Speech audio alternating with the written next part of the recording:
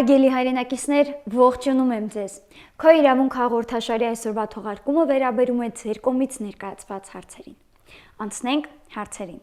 Հարց առաջին. ովքեր են ներկայացնելու 2025 թվականի հաշվետու տարվա համար եկամուտների հայտարարագիր։ Հարգելի քաղաքացիներ, նախ հայտնեմ, որ 2025 թվականի հաշվետու տարվա համար եկամուտների հայտարարագիրը պետք է ներկայացնեք 2026 թվականի մարտի 2-ից 2026 թվականի նոյեմբերի 30-ը ներառյալ։ Ովքեր են ներկայացնելու հայտարարագիր։ 2025 թվականի հաշվետու տարվա համար հայտարարագիր ներկայացնելու են այն անձինք, ովքեր 2025 թվականին հանդիսացել են ՀՀ ռեզիդենտ կամ 2025 թվականի դեկտեմբերի 31-ի դրությամբ Հայաստանի Հանրապետության քաղաքացիներ են։ Ընդ որում բացառություն են կազմում միայն անչափահաս քաղաքացիները։ Երկրորդ հարց. արդյոք հայտարարագրման ենթակա են ծախսերը։ Հարգելի քաղաքացիներ, հայտարարագրման ծախսերը ենթակա չեն։ Հայտարարագրման են ենթակա միայն եկամուտները։ Նույնիսկ անունը հայտարարագրման այդպես էլ կոչվում է ֆիզիկական անձանց տարեկան եկամուտների հայտարարագիր։ Հարց 3. Արդյոք հայտարարագրման ենթակա են շարժական եւ անշարժ գույքը։ Հարգելի հայրենակիցներ, շարժական եւ անշարժ գույքերը հայտարարագրման ենթակա չեն։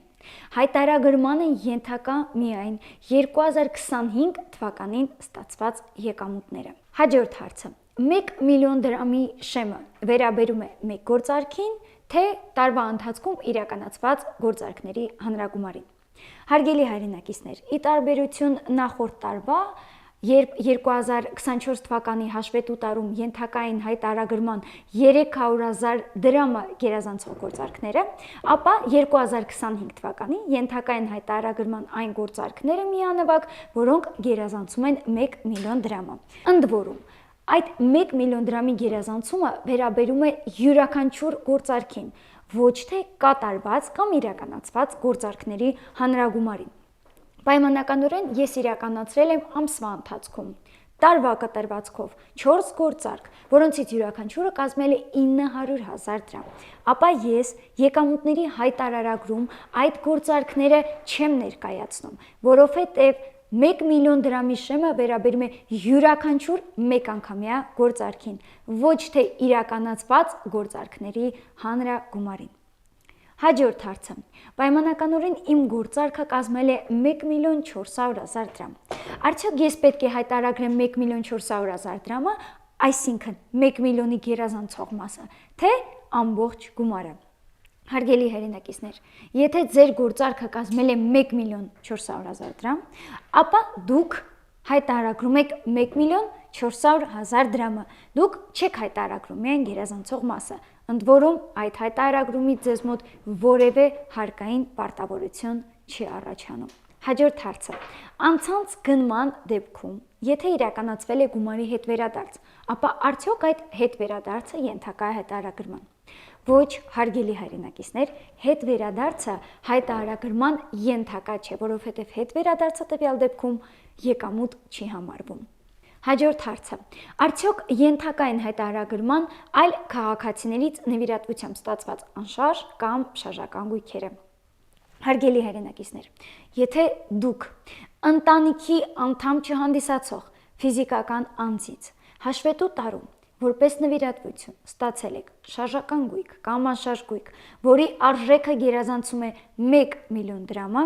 ապա այո, դուք հայտարարագրում եք ստացված անշարժ գույքը կամ ստացված շարժական գույքը։ Դուք այն հայտարարագրում եք հայտարարագրի երկրորդ նվազեցվող եկամուտներ բաժնի 2.10 տողում։ Ընդ որում, այդ հայտարարագրումից, այդ գույքի նշումից ձեզ մոտ որևէ հարկային պարտավորություն չի առաջանում։ Հաջորդ հարցը. եթե ես հաշվետու տարում այլ քաղաքացու վաճառել եմ գույք, արդյոք ես պետք է դա ներկայացնեմ հայտարարագրում։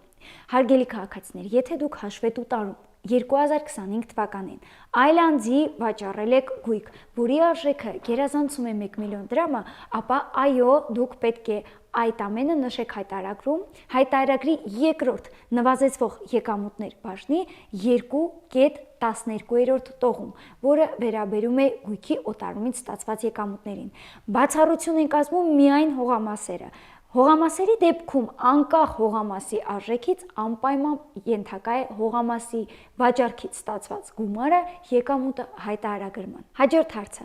արդյոք ենթակային հայտարարագրման սեփական հաշվին կատարված փոխանցումները։ Հարգելի հայրենակիցներ, եթե դուք ինքներդ ձեր սեփական որևէ հաշվից փոխանցում եք կատարվում մյուս հաշվի, ինչպես նաև եթե դուք գումար եք փոխանցում տերմինալի միջոցով ինքներդ ձեզ կամ կանխի գումար եք մուտքագրում ձեր հաշվին, ապա ոչ, տվյալ դեպքում դուք այդ գումարները չեք հայտարարագրում։ Այդ գումարները հայտարարագրման ենթակա չեն։ Ես 2025 թվականի հաշվետու տարում տվել եմ փոխառությամբ գումար եւ ինձ վերադարձվել է։ Արդյոք այդ գումարը ենթակա է հայտարարագրման։ Հարգելի հայրենակիցներ, եթե դուք 2025 թվականի ընթացքում, այսպես ասած, որևէ մեկին պարտքով գումար եք տվել եւ այդ գումարը հաշվետու տարում վերադարձվել է ձեզ, ապա ոչ, այդ գումարը հայտարարագրման ենթակա չէ, քանի որ տվյալ դեպքում այն չի համարվում եկամուտ։ Արդյոք հաշվետու տարում ստացված վարկերը ենթակա են հայտարարագրման։ Հարգելի հայրենակիցներ, վարկերը, որևէ տեսակի վարկերը առհասարակ հայտարարագրման ենթակա չեն, դրանք եկամուտ չեն հանդիսանում։ Արդյոք խնայողությունները ենթակա են հայտարարագրման։ Ոչ, հարգելի հայրենակիցներ, խնայողությունները նույնպես հայտարարագրման ենթակա չեն։ Արդյոք ապահովագրական հատուցումները ենթակա են հայտարարագրման։ Հարգելի հայրենակիցներ, եթե դուք տարվա ընթացքում ունեցել եք ավտոտրանսպորտային պատահարի դեպքում, օրինակ, ապահովագրական հատուցում, ապա ապահովագրական հատուցումները անկախ գումարի չափից, այսինքն գերազանցել են 1 միլիոն դրամը, թե չեն գերազանցել, ենթակա են հայտարարագրման։ Դուք դրանք ներառում եք հայտարարագրի երկրորդ նվազեցվող եկամուտներ բաժնի 2.3 կետում։ Ընդ որում, եթե դուք ներկայացնում եք այդ մասով հայտարարագիր, ապա ձեզ համար որևէ հարկային պարտավորություններ չեն առաջացնում։ Այսօրվա համար այսքանը, հարգելի հայրենակիցներ, լավ եղեք, խաղաղություն բոլորիս։